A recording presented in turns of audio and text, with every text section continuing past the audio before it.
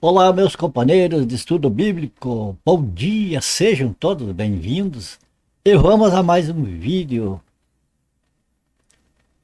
Por favor, me acompanhem aí nas leituras, então. Nossa leitura de hoje, nós vamos ver aqui, 1 Pedro capítulo 1, versículos 3 e 4, depois aqui em Filipenses capítulo 4, versículo 19. Vamos lá. Bendito Bendito Deus e Pai de nosso Senhor Jesus Cristo, que segundo a sua muita misericórdia nos regenerou para uma viva esperança, mediante a ressurreição de Jesus Cristo dentre os mortos, para uma herança incorruptível, sem mácula, imarcessível, reservada nos céus para vós outros. Filipenses capítulo 4, versículo 19. E o meu Deus, segundo a sua riqueza em glória, há de suprir em Cristo Jesus cada uma de vossas necessidades. Cristo Jesus, cada uma de vossas necessidades. Amados irmãos em Cristo Jesus, nosso Senhor. Veja bem, nós vemos nesse texto aqui que nosso Senhor, que Deus em Cristo Jesus, né, pela sua misericórdia nos regenerou para uma viva esperança. Amado, será que estamos vivendo essa viva esperança hoje? Eu, você? Talvez sim, amados, talvez, mas e o restante desse povo que se diz cristão? Da cristandade, está vivendo essa viva esperança? Para uma herança incorruptível, sem mácula, imarcessível, reservada nos céus. Será que os cristãos hoje estão com essa viva esperança de uma herança nos céus? Eu acho que não, amados. A gente vê hoje o povo, principalmente aí o povo que se diz cristão, que bate os pés e diz que tem a maior fé do mundo, correndo atrás, amados, de esperanças vãs, de esperanças, né, colocando sua confiança no homem, colocando, quando vê que não dá certo, vem aquela frustração, naquela desesperança, fica tentando meios, buscando outros homens, outros braços fortes da carne para resolver a solução. E bate então o medo dos dias sombrios que vêm pela frente, que estão aí se mostrando, né, como uma nuvem ameaçadora vindo. Agora veja bem, o que nós vimos em Filipenses 4,19. O meu Deus, segundo a sua riqueza em glória, há de suprir em Cristo Jesus cada uma de vossas necessidades. Amados, vocês notam que esses dois textos que nós acabamos de ler, eles falam de suprimento, tanto material como espiritual. Na questão espiritual, nós tivemos ali que Deus em Cristo Jesus nos regenerou para uma viva esperança, que não murcha, né? Imarcessível, que não murcha. É uma esperança que está sempre viva, viva, viva, sempre, que não definha, só que não aqui. Diz que é nos céus, é lá. E é por isso que nós temos que lutar. Agora, quando nós comparamos, amados, as coisas espirituais com as materiais, o que nós vemos? Nós vemos que as materiais é aqui, amados. A boca da sepultura é tão pequena para levar as coisas que nós almejamos aqui. Mas alguém vai dizer assim, tudo bem, a gente não pode levar nada, mas o tempo que a gente vive aqui tem que viver melhor. Mas é tão curto, amado. Será 100 anos aí perto da eternidade, o que é? Será que a gente não pode passar essa dificuldade com o pensamento, com o nosso olhar lá na nossa herança nos céus, que é eterna, que não murcha, que não seca, que não se desfaz, sabendo que 100 anos, que a pessoa não vive isso, é raro, né? Mas que seja 100 anos aqui, o que é para passar, sabendo que não vai poder levar disso aqui para lá. E daí tem aquele outro detalhe, amados. O que está escrito lá que nós lemos lá em Filipenses, capítulo 4, versículo 19, que Deus, segundo as riquezas, falando de riqueza terrena, Deus é dono da prata, do ouro e do mundo e de tudo. Então, segundo a sua riqueza em glória, em Cristo Jesus, né, a promessa ali que vai suprir cada uma das nossas necessidades. Agora, vamos ligar as partes, amado. Vamos ligar as partes. O que o Espírito Santo está nos dizendo ali é para nós pôr o nosso foco nas coisas espirituais, na nossa herança imarcessível, que não ferruja, que não corre o risco de ser assaltada, roubada, só que não é aqui, que é lá nos céus, que é para nós pegar esta esperança e segurar ali com mão firme, que o próprio Deus vai estar suprindo cada uma das nossas necessidades aqui. Agora, amados, quando nós ficamos preocupados com as nossas necessidades daqui, sabe o que acontece? Nós estamos descrendo daquilo que a Bíblia ensina. Nós estamos descrendo da palavra de Deus, nós estamos sendo incrédulos, e com isso nós vamos estar perdendo a nossa herança lá de cima. Será que vale a pena? Vamos ver mais alguns versículos, amados, vamos ver mais algumas passagens da palavra de Deus aqui. Agora, eu quero ver aqui um texto bem longo. Me acompanhem, por favor. Texto bem longo, para nós ver o que está acontecendo hoje.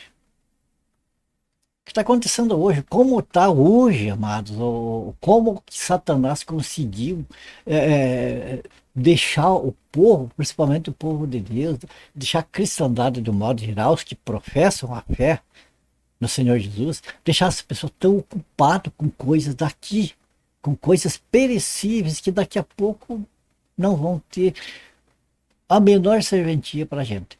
Vamos ler o texto de Filipenses mesmo, capítulo 7, capítulo 3, versículo do 7 até o 21, um pouco longo, mas vale a pena. Vamos lá? O apóstolo Paulo falando, ele fazendo a comparação da vida dele, da vivência dele aqui na Terra. O apóstolo Paulo, ele foi doutor da lei. Veja bem que ele era uma pessoa estudada, ele era uma pessoa de posses, e veja o que aconteceu, uma mudança que houve na vida dele. Mas o que para mim era lucro, isto considerei perda por causa de Cristo. Sim, deveras considero tudo como perda, por causa da sublimidade do conhecimento de Cristo Jesus, meu Senhor, por amor do qual perdi todas as coisas e as considero como refúgio para ganhar a Cristo. Vamos fazer uma pausa aqui para nós ver, para nós acompanhar aqui, né, o raciocínio de Paulo. Tudo que Paulo conseguiu antes de ele conhecer a Cristo, para ele tinha lucro, ele lutou por coisas tremendas, por coisas que iam, né, encher ele de conhecimento, iam de riqueza, de todos os bens desta terra aqui. Mas o que aconteceu? Quando ele conheceu Jesus, ele entendeu que aquilo tudo lá, como refúgio, como ele diz aqui, por amor do qual perdi todas as coisas, considero como refúgio para ganhar a Cristo. Quer dizer, quando ele chegou ao conhecimento de Cristo, ele compreendeu a burrice que ele estava fazendo de lutar por as coisas terrenas aqui, por as coisas daqui. Então ele pegou tudo aquilo que para ele era coisa maravilhosa, acabou sendo como esterco. Porque ele viu que o conhecimento de Cristo ia levar ele para a vida eterna com Cristo, pelas riquezas celestiais. Eu passo que as riquezas maravilhosas aqui dessa terra, daqui a pouco ia perder tudo, e daí para onde que ele ia na eternidade? Ia restar o lago de fogo, né? Para a eternidade. Veja que grande lucro ia ter. Mas vamos prosseguir com o raciocínio de Paulo aqui. Então, ele tendo lutado anteriormente para ser rico, para ser tanta coisa, para ser importante por todas as coisas dessa terra que interessavam para ele, de repente ele começou a entender quem era Jesus. E ele passou a jogar tudo aquilo fora, porque ele tinha que se desfazer daquilo que é contra a vontade de Deus. Como que a pessoa pode agradar a Deus levando? Você teria coragem de pegar teu filho no colo, uma cobra venenosa, uma serpente junto ali? É claro que não. Primeiro tem que livrar o filho ali, trazer o filho liberto daquilo lá, liberto daquela serpente. Assim, amados, o apóstolo Paulo ali entendeu isso. Que as riquezas deste mundo aqui seriam um veneno para ele. Então ele ficou com Cristo, ele deixou tudo aquilo de lado. Vamos prosseguir no raciocínio de Paulo, né? Pelo qual perdi todas as coisas, considero como refúgio para ganhar a Cristo e ser achado nele, não tendo justiça própria, que procede de lei, senão que é mediante a fé em Cristo a justiça que procede de Deus. Aquilo está se referindo, amado, àqueles, aos judaizantes que não entenderam o sacrifício do Senhor Jesus. Jesus veio para eles, Jesus veio para morrer, para dar vida eterna para os judeus, seu povo. Jesus era, segundo a carne, era judeu. E o que fizeram? Crucificaram ele. Colocaram ele lá numa cruz, foram os principais, né? Então, o apóstolo Paulo, ele era o doutor da lei, ele era judeu. E era, por assim dizer, um judaizante, um espalhador do judaísmo. O que ele fazia? Ele era, como ele mesmo, depois, mais tarde, ele explicou, que segundo a lei de Moisés, aquela lei que era para Israel, ele era irrepreensível, quer dizer, ele seguia a justiça da lei ao pé da letra, com capricho, com zelo, ele seguia ali, ele fazia o que a lei mandava sem pestanejar. Mas quando ele descobriu a Cristo, o que ele falou? Falou, não tendo justiça própria, que procede da lei, quer dizer, fazer as coisas, eu vou fazer aquilo que a lei diz que assim, eu vou fazer assim. O que ele viu? Ele viu que em Cristo Jesus era diferente, não era a justiça da lei, mas a justiça de Deus. Então, e como que a justiça de Deus é baseada na fé? Baseada na fé. Agora veja bem, para o conhecer e o poder da sua ressurreição e a comunhão dos seus sofrimentos, conformando-me com ele na sua morte, para de algum modo alcançar a ressurreição dentre os mortos, não que eu já tenha recebido ou tenha obtido a perfeição, mas, veja bem, ele reconhece aqui o estado dele natural de alguém necessitado de Deus. Ele reconhece ali o que a ressurreição dos mortos, a ressurreição para a vida eterna, ele só alcança em Cristo, não tem outro jeito. Então ele reconhece isso. O que ele diz aqui? Que ele não é perfeito, mas que, veja bem, prossigo para conquistar aquilo para o que também fui conquistado por Cristo Jesus. Quer dizer, o que ele diz aqui, veja bem que ele está falando pela fé. Ele está falando aqui não abandonar a fé diante de qualquer circunstâncias que vier a aparecer desafiadora. Prossigo, eu não paro, eu não fico aqui, eu aceitei, parei. Não, ele prossegue, tanto que ele é posto, que ele vai, que ele sofre, para viajar, para ir para um lugar que Deus conduzir ele, levando o evangelho, levando aquilo que ele aprendeu para outras pessoas. Veja que coisa maravilhosa, né? Irmãos, quanto a mim, não julgo a vila alcançada, mas uma coisa faço, esquecendo-me das coisas que para trás ficam e avançando para as que diante de mim estão, prossigo para o alvo, para o prêmio da soberana vocação de Deus em Cristo Jesus. É isso aqui, mas o apóstolo Paulo, aquela pessoa que era um materialista, a partir do conhecimento dele, de Cristo, a vida dele mudou de uma certa maneira, que ele parou tudo digamos aqui, aquilo que ele fazia na sua vida no judaísmo e começou a vida no cristianismo, mas não olhando só para ele. Ele olhando para o reino de Deus, olhando para a glória de Deus, para o céu. A visão de Paulo, por isso ele diz, prossigo para o alvo. O alvo de Paulo é o próprio Cristo Jesus, era o céu, era não perder o Senhor Jesus de vista, era não, digamos assim, não facilitar, não cair em erro de perder essa comunhão com o Senhor. O alvo dele era Cristo e também o prêmio da soberana vocação, os galardão que Deus tem para aqueles que trabalham fielmente na obra do Senhor. Deus preparou obras, amados. Deus preparou obras para que o salvo trabalhe nelas. Não é para salvo ficar de braço cruzado e tudo bem, sou salvo, acabou, não tem mais nada que fazer, vou ficar aqui dormindo e comendo e tudo bem. Não, o salvo tem obras maravilhosas para ele fazer e tem recompensas lá no céu. Agora alguém pode dizer assim, não, mas o espírito católico, todo mundo procura fazer obra para se salvar. Amados, aqui não é obra para se salvar, aqui é obra daquelas pessoas que já é salvo. A salvação não precisa ninguém pagar nada, não precisa de obra nenhuma.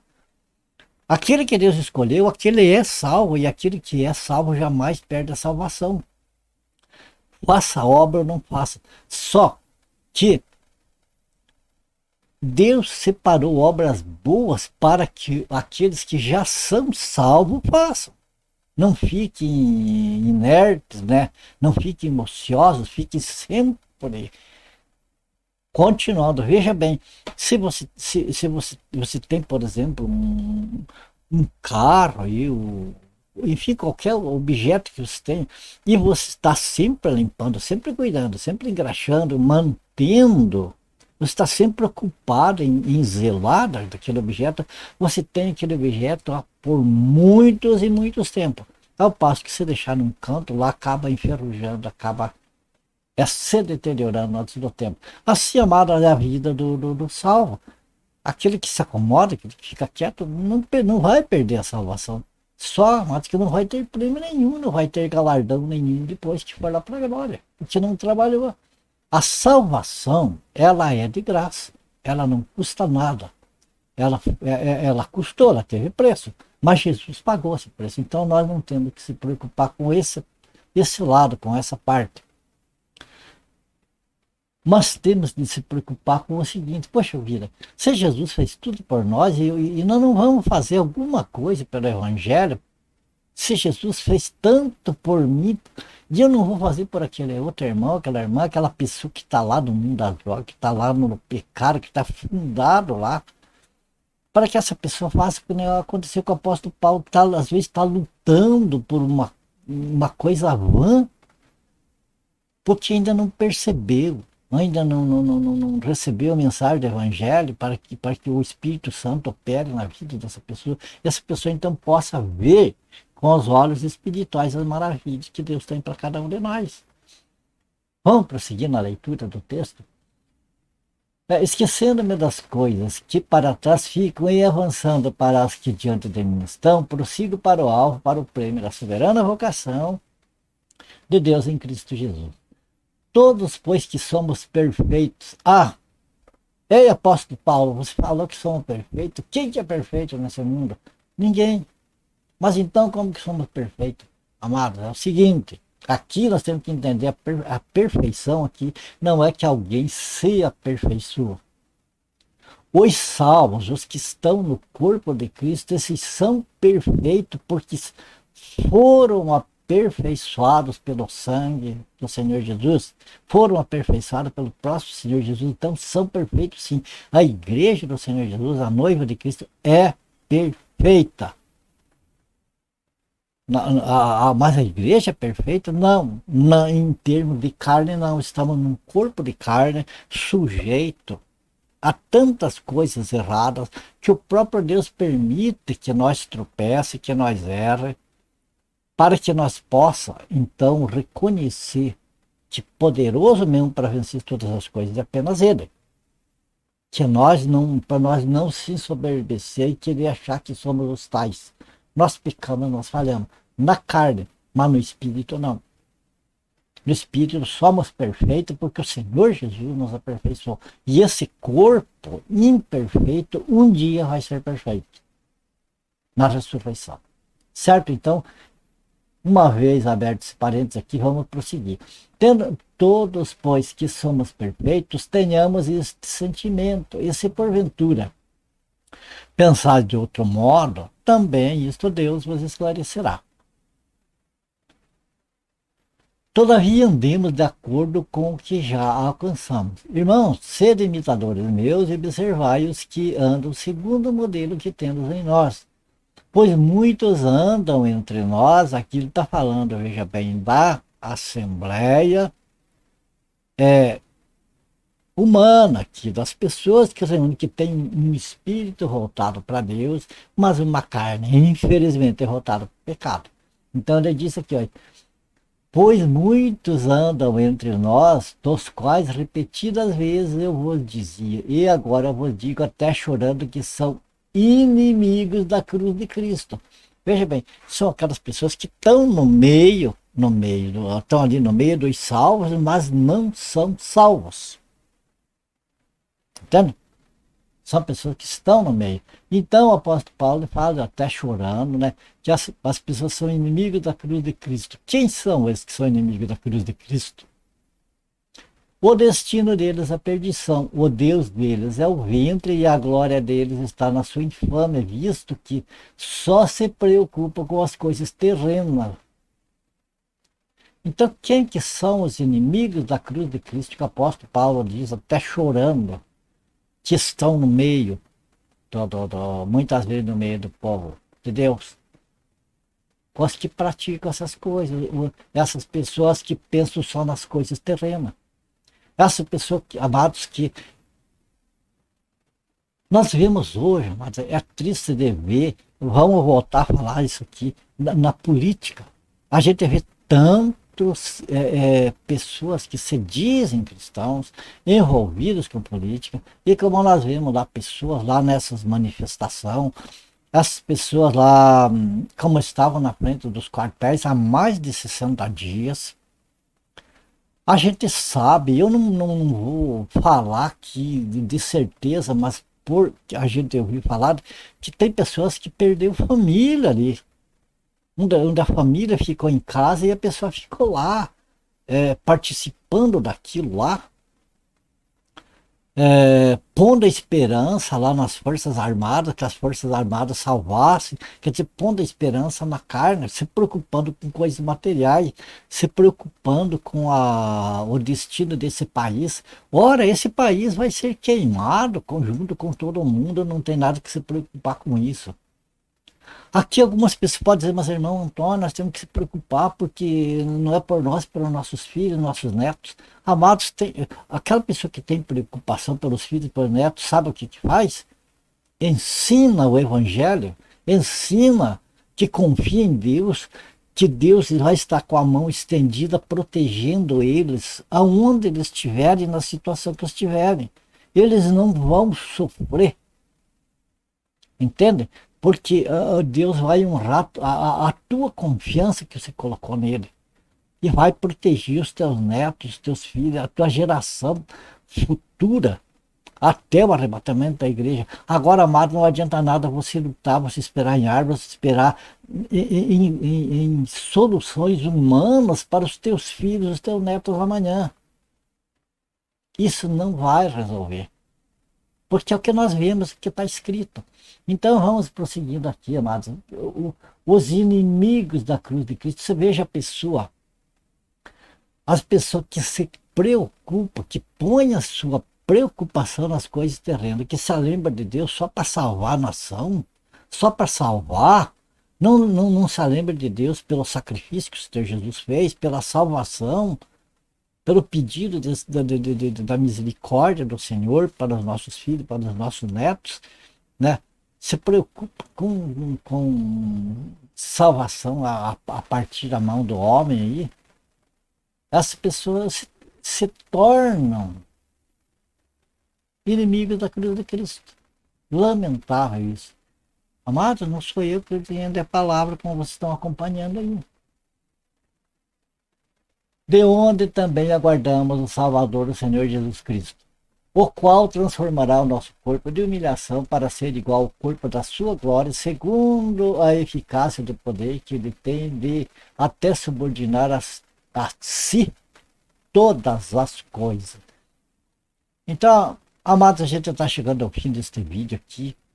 Nós colocamos os dois lados aí, né, para nossa meditação. Eu espero que você que está vendo esse vídeo, espalhe esse vídeo, leve para frente para que essas pessoas, amados, que estão se envolvendo com essas coisas, que quanto mais se aproxima deste mundo, mais se distancia de Deus, mais difícil fica. Você veja o que o apóstolo Paulo falou aqui, que ele, no começo, que ele perdeu tudo aquilo que ele tinha desse mundo, que tinha como importante. Ele perdeu a partir do momento que ele conheceu Cristo e entendeu que a verdadeira riqueza, qual que é.